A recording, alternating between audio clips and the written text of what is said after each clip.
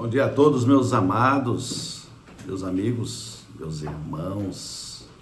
A graça e a paz do Senhor Jesus, os favores imerecidos do Senhor para conosco e a paz que excede todo entendimento. Desejo a cada um de vocês uma abençoada semana. Ontem tivemos na casa do Senhor, lugar onde adoramos o Senhor, o nosso Deus. Assim como dia de domingo, geralmente, nós vamos, pelo menos os que não moram com os pais, geralmente, vivem em harmonia no lar dos pais, ou os pais, os que vivem nos lares já, que ali estão reunidos geralmente no almoço de família. Mas aqueles que creem, que entregam o teu caminho ao Senhor, confia nele, sabendo que tudo ele fará. A nossa alegria é estar na casa do Senhor, primeiro dia da semana, adorando o nosso Deus, o Senhor do domingo, o Senhor do descanso. E isso literalmente nos traz um descanso para as nossas almas, iniciando a semana na casa de papai. E o salmista que escreveu o Salmo 94, que não tem a definição, não tem a autoria correta de quem escreveu. Porém, esse salmo faz um apelo pela justiça de Deus, onde a pessoa está aflita. E vai dizer aqui, quando estou aflito e preocupado, tu me consolas e me alegras. Esta é uma das versões. Na minha, que é a versão Ara, Almeida, revista e atualizada, vai dizer exatamente assim: nos muitos cuidados que dentro de mim se multiplicam, as tuas consolações me alegram a alma. Oh, meus irmãos, eu não posso deixar de lembrar de Mateus 11, 28, onde Jesus nos ensina: vinde a mim, todos que estáis cansados e sobrecarregados. Glória. Mateus 11, 28. Tremendo, palavra tremenda para mim e para vocês. Olha bem. Vinde a mim todos que estáis cansados e sobrecarregados, e eu vos aliviarei. Tomai sobre vós o meu jugo e aprendei de mim, que sou manso e humilde de coração, e achareis descanso para a vossa alma. Porque o meu jugo é suave e o meu fardo é leve. Oh, meus irmãos, a palavra de Deus nos ensina tanto. Nos ensina a buscar força, a buscar descanso, a entender os processos da vida, o porquê a coisa ruim em um homem, a coisa boa em outro. Então, não existe algo melhor do que este manual de vida chamado Bíblia Sagrada. É por isso que eu estou aqui semanalmente levando a vocês esta palavra, este ensinamento, para que a vida de vocês torne mais leve. Por isso o salmista disse exatamente assim: quando ele está aflito, o Senhor o consola e o alegra. Vamos orar para que o Senhor nos dê ainda algo mais profundo, um ensinamento para que a gente encontre esse descanso. E de antemão eu digo a vocês que a alma cansada, ela traz muitas vertentes, muitas complicações. Ela traz ansiedade, ela traz depressão, ela traz formas de evasão pecaminosa, porque você pensa que você vai descansar a alma fazendo algo que não deve, algo inclusive que é prejudicial à sua vida espiritual, geralmente o pecado, no mínimo a desobediência, ou até mesmo onde você vai buscar, onde você vai depositar o seu cansaço. De repente você deposita esse cansaço em uma bebida, em um colo ilícito, ou querer um carinho de alguém que você não pode ter o carinho daquela pessoa, não sendo numa condição de aliança de um casamento, especificamente isso. Então, é isso que eu quero trazer para mim e para vocês nessa manhã. E na verdade o querer e o realizar em nós é de acordo com a boa vontade de Deus. Não é o meu querer. O meu querer que eu digo, induzido pelo nosso Senhor. Porque se fosse por mim mesmo, o homem natural, certamente eu não estaria aqui querendo esse bem-estar para vocês. Muito menos querendo crescer em graça e em conhecimento para levar esse manual de vida adiante. Vamos orar. Pai querido, eterno Deus, em nome de Jesus, muito obrigado, Senhor. Muito obrigado por ter nos dado tanto livramento. Obrigado por ter nos inserido neste mundo, nesta vida aqui, neste século, para um processo de edificação, que assim eu entendo, mediante as Escrituras. Obrigado, Senhor, por tudo. Obrigado pela nossa família. Obrigado pelo lar que nascemos, obrigado pela nossa trajetória, especificamente a minha, Senhor. Eu entendo tudo, eu entrego o meu caminho ao Senhor, eu confio no Senhor, eu sei que tudo o Senhor fará, porque eu sei que o Senhor é onisciente, eu sei que o Senhor é soberano, o Senhor é onisciente, onipresente, onipotente, o Senhor é criador. Oh Pai, muito obrigado por tudo, obrigado pela minha trajetória, obrigado por hoje eu estar aqui nesta forma, nesta posição, buscando a palavra do Senhor, buscando os sentidos da Tua palavra, para levar adiante aos meus irmãos uma palavra de conforto, de consolo, para que eles se alegrem. Mas a verdadeira alegria, o verdadeiro consolo vem do Senhor, do Espírito Santo do Senhor, do discernimento que o Senhor dá na humanidade, para que eles possam buscar o Senhor e achar esse descanso. E que o Senhor faça em muitos. Em nome de Jesus eu lhe peço, mediante a legalidade de que cada um possa criar, que o Senhor leve esse descanso e alegre muitos corações que neste momento possam estar aflitos, possam necessitar desse consolo do Senhor. E que assim seja. Em nome de Jesus. Amém. Amém, meus amados. Glória a Deus e graças a Deus por estarmos aqui nesse dia, começando o dia com o Senhor, exaltando, honrando, glorificando o nosso Deus. Pois a palavra diz, quer bebais, quer comais, quer façais qualquer outra coisa, fazei para a glória de Deus. Eu estou aqui fazendo para a glória de Deus, porque geralmente quando a pessoa faz para a sua glória, ela tem algumas intenções, inclusive financeira. Mas eu tenho esse canal de YouTube, onde eu pago a internet com recurso próprio, e eu não tenho intenção nenhuma de virar um youtuber da vida. Eu estou aqui para levar adiante a palavra do meu Deus, a palavra que cura, liberta, restaura e transforma.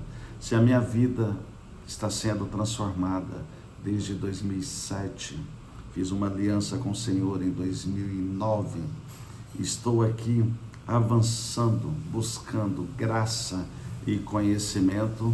Eu não posso ser egoísta com isso. Eu preciso levar adiante esse caminho de restauração, de transformação, este caminho que me garante a vida eterna na Nova Jerusalém, este caminho que salva o meu casamento, que salva a minha saúde, que salva as minhas finanças, que salva o meu comportamento perante a sociedade, porque eu vou ter a presença do Espírito Santo, eu e vocês que estiverem entendendo, vamos ter a presença do Espírito Santo para conduzir a nossa vida em fé no Criador, na certeza que todas as coisas cooperam para o bem daqueles que amam a Cristo Jesus. E este salmo, ele começa com o título Apelo para a Justiça de Deus. E o salmista aqui estava vendo um mundo com tantas dificuldades. Eu vou ler aqui para vocês, no mínimo aqui até o 8, e vou vendo o contexto. e vou explanando e dando o que o Senhor revelar em mim, a definição do que o salmista queria aqui alcançar. E ele diz: ó Senhor, Deus das vinganças, ó Deus das vinganças, resplandece, exalta-te, ó juiz da terra, dá o pago aos soberbos. Até quando, Senhor, os perversos, até quando exultarão os perversos? Proferem impiedades e falam coisas duras. Vangloriam-se os que praticam a iniquidade. Esmagam o teu povo, Senhor, a primeira, e oprimem a tua herança. Matam a viúva e o estrangeiro, e os órfãos assassinam, e dizem: o Senhor não o vê, nem disso faz caso o Deus de Jacó. Atendei, ó estúpidos dentre o povo, e vós, insensatos, quando sereis prudentes? O que fez o ouvido, acaso não ouvirá? E o que formou os olhos, será que não enxerga? Porventura, quem repreende as nações não há de punir? Aquele que os homens dá conhecimento não tem sabedoria? O Senhor conhece os pensamentos do homem, que são pensamentos vãos. Bem-aventurado o homem, Senhor, a quem tu repreendes e quem ensinas a tua lei, para lhe dares descansos nos dias maus, até que se abra a cova para o ímpio. Vou até aqui. Meus irmãos, aqui este homem ou esta mulher que escreveu esse salmo, ele com certeza, ele estava aqui, assim como eu e vocês, somos indignados com algumas coisas que acontecem nessa vida. E a gente pensa: nossa, cadê Deus? Onde está Deus? Por que Deus não controla isso? Meus irmãos, eu falei na introdução que estamos aqui, ou na oração, não me lembro, estamos aqui num processo de edificação humana. O Senhor, na sua infinita sabedoria, na sua infinita onisciência, Ele sabe de todas as coisas, mas estamos aqui entregues aos nossos sentimentos, à nossa cultura. Só que o Senhor tem o livro, tem a chave para que a gente resolva tudo isso entre nós, esse cansaço da nossa alma, que o salmista disse lá no verso 19. E onde está esse descanso? Onde está a forma de sairmos vitoriosos em Cristo, mediante essa diversidade humana, esses confrontos, esses males que existem? Está aqui na palavra de Deus. E aqui tem uma palavra aqui que vai dizer exatamente assim, ó: e falam coisas duras, proferem impiedades, vangloriam-se os que praticam a iniquidade. E aqueles que conhecem a palavra de Deus vão entender que a chave está aqui sobre a iniquidade.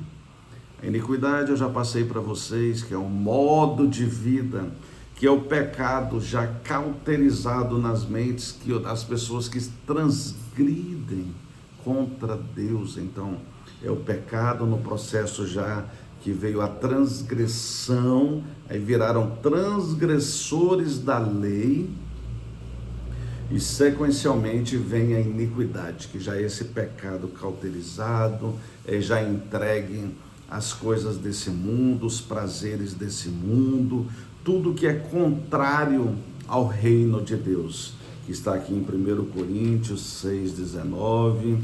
Quem são os que se comportam de qual forma que esses herdarão o reino de Deus? Está aqui em 1 Coríntios 6, a partir do 19, que vai dizer exatamente assim para nós. Então, ouçam. Na verdade, aqui, ou não sabeis, desde o 16, que o homem que se une à prostituta forma um só corpo com ela, porque, como se diz, serão os dois uma só carne, mas aqueles que se unem ao Senhor é um espírito com Ele. Aqui de cara, está falando aqui sobre a imoralidade sexual, seja na fornicação, o cara solteiro, seja no adultério, a pessoa casada. E aqui também vai dizer claramente que aquele que se une a qualquer mal, a qualquer coisa que for ilícita, ele vai se complicar, porque ele está fazendo aliança com a impureza, sobre isso. Então, e aqui vai dizer por completo, olha bem, ou não sabeis que os injustos, além desses que fazem a impureza sexual, olha bem, os injustos não herdarão o reino de Deus. Não vos enganei, nem impuros, o das imoralidade sexual aqui já, nem idólatras, nem adúlteros, mais um no sentido se for casado, nem maldizentes, nem bêbados, nem avarentos, nem ladrões, nem efeminados, nem sodomitas, nem roubadores herdarão o reino de Deus.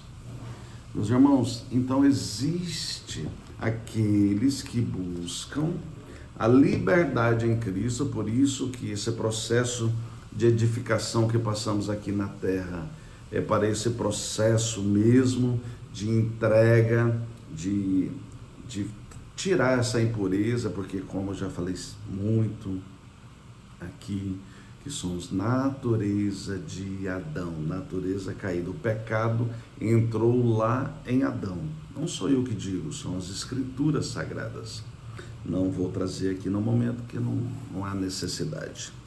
Então, o que acontece? O que precisamos de fato é nos decidir a essa conversão. Quem converte ao Senhor, porque é Ele que tem os seus alvos.